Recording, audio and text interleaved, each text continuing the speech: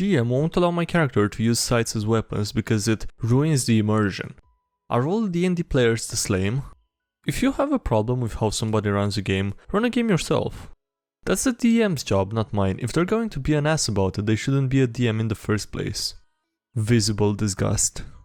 Hey, what's up everybody, I'm SkyDieRay and welcome to another DnDGreentext. Yeah, without any further ado, I hope you're gonna enjoy this video. The party leader hires consultants to increase your productivity. What would you say you do here? The thing is, Bob, it's not that I'm low-leveled, it's just that I don't care. It's a problem of motivation, alright? Now, if I work my ass off and this party slays a few extra trolls, I don't see another copper piece, so where's the motivation? And here's something else, Bob. I have 8 different party leaders right now. 8 party leaders. 8. So that means that when I fail a disabled device check, I have 8 different people coming by to tell me about it. That's my only real motivation, is not to be hassled. That and the fear of losing my guild license. But you know, Bob, that'll only make someone work just hard enough not to get incinerated. Really stupid shit you've actually seen in TTRPG. Dude actually wanted his character to have an armored fedora. Same guy wanted a trench coat. Normal one, not armored.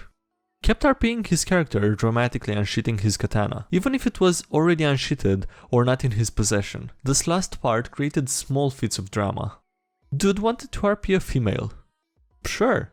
Wanted the female to be 10 years old.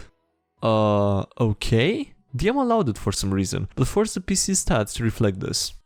Dude tried to start a romance as the 10-year-old girl with one of the older PCs during the second session. Nope. Playing D&D. Farted IRL. Party laughs and then gagged from the smell. DM has me do a stealth roll. Huh? Natural 1. DM explains how everyone in the game world noticed the fart as well. My face when my fart was so bad it transcended reality. When your DM says, "Are you sure?" the answer is no. We had a character return to our group last night after being away for a little while. I won't go into the complicated backstory, but it's worth noting, he's teleported in to the rest of us mid-battle. He heals our bard, who is a coward and promptly runs away, with his first turn. With his second turn, he attempts to heal our paladin, and fails because he is 100% dead. So, on his third turn, that's 18 seconds after reuniting with the group. Returning character. I put him, dead paladin, in my bag of holding. Are you sure? Yes, he's my friend and I'd want to give him a proper burial when the battle is over.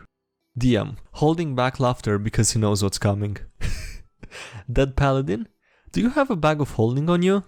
Dead paladin pulls shocked Pikachu face. Everyone else pulls shocked Pikachu face. Schadenfreude laughter ensues. Returning character. No! Can we pretend that didn't happen? Laughing his ass off at the monumental up. No, because it's too funny. So, after 18 seconds back with us, our newly returned character destroys 2 bags of holding and gets himself and our dead paladin transported to the astral plane, along with the contents of both bags, which included the group funds in excess of 2,000 gold pieces. How do I make a pumpkin patch scary? The party is walking through a pumpkin patch. They were here on a mission but can't seem to remember what it was. They have been walking for what seems to be days, but can't seem to find a way out. Sam the bard got bored with all the walking. To entertain himself, he decided to carve a jack-o'-lantern. Once he finished, he carved his name into the side as a way to claim his work. He then left it behind and continued onwards into the patch with his party. After an hour of walking, they noticed that they still can't find a way out. Everywhere they look, there is nothing but acres of farmland with nothing but pumpkins. With the day turning into night, the party decides to set up camp and continue in the morning. As they gather around the fire, Sam decides to take a piss. But he wasn't 10 steps away when something caught his eye. It was the same jack-o'-lantern he made earlier. But something about it was different. The skin was wrinkled. The holes were browning and beginning to sag. A putrid stench permeated the air around it. It was almost as if it had been laying there for a week. As he turned to tell the rest of his party, what greeted his eyes was a horrific sight. His party was gone and the fire snuffed out. He was alone in the patch. His mind filled with fear and regret. Regret for straying from his party. Regret for deciding to stop for the night. Regret for even deciding to go to the patch. But then, a cold realization raced across his mind. He couldn't remember the names of his party members, or even if they existed at all. He couldn't remember who he was or why he came to the patch. But more horrifically, he doesn't even remember entering the patch. It was as if he had been in the patch all his life. As this haunting realization hit his mind, he looked up to see all the pumpkins were jack-o'-lanterns, all individually carved with unique faces. None were the same, but all had the word Sam carved on the side. Be me, Dragonborn Juggernaut Barbarian that has siege property on all attacks. Purchased. A cloak of light that activates 40 feet white light when the phrase "sweat drip from my balls" is said. Local. A monastery our paladin trained at as a youth. I decided to stay in a separate room than the bunkhouse because I was scared of hammocks. Encounter. I woke from a deep sleep to see my missing red tiefling wife. DM. Roll wisdom saving throw. Failed. I don't have a doubt in my mind it's my estranged wife.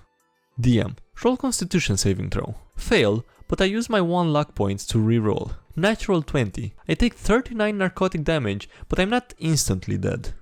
My wife. Not my wife. Horrifying screech as wings and gaping maw add on to the small idea in my head that it's a succubus. Actions. I lose the initiative, so the demon temptress gets a few good scratches in. My turn. I rage in fury. Only weapon in my hand is my maul. Let loose 3 devastating hits that all hit, knocking her back through the bedroom door. She realizes she's outclassed indoors and ethereally moonwalks through the brick and mortar behind her. I charge through the shattered doorway into the hall and hammer 3 heavy blows to the wall. As it collapses, I walk through. DM. The room is pitch black. Me. Sweat drip from my balls, I scream, lighting up the room like a mobile star. The succubus has a horrified look on her face, realizing she can't escape my wrath. She claw attacks again. The NPC monk. Deep asleep seconds ago, wakes to find a dragon person bursts through a wall fighting a giant demoness. Starts screaming bloody murder, thinking he's going to be assaulted by sweaty balls. Results: 1 dead demon and a scared monk. Fun encounter. We have a good DM. The PCs start the campaign being gacha summoned as the new summoner starter pack of heroes. The new summoner has been re-rolling characters many times. This is just the first batch the summoner is finally satisfied with. There may be more gacha summoned heroes to come. The PCs may find duplicates of themselves summoned, especially duplicates themed after various holidays and beachwear. Gotta save the world anyway. Could this work out well? He is the ancient. He is the land. How are you enjoying your stay in Barovia? Be in a lawful neutral party. Arrive in Barovia.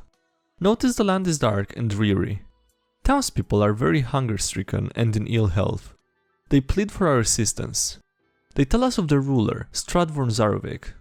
They tell us of his evil and how he has plunged this land into darkness. They tell of the countless heroes who have died trying to defeat him. They ask us to kill him and free the land of his wretched evil.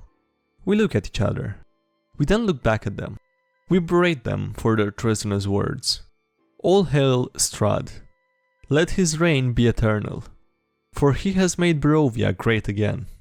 Tell me about the time you outsmarted your DM. I'll bite. Be me, playing a rogue in Pathfinder. We are infiltrating the local Thieves Guild, which is disguised as the Bakers Guild in our city. Sneak and bluff our way to the head boss.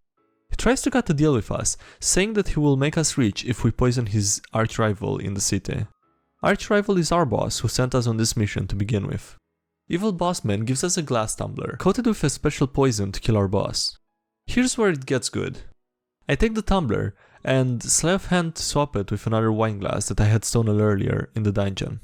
Trip and break the wine glass. Pretend it's the poison tumbler. Whoops, can we get another one of those poison chalices please? Evil boss provides. As he provides, pour him a drink in the poison cup I still have. Propose a toast to our new partnership.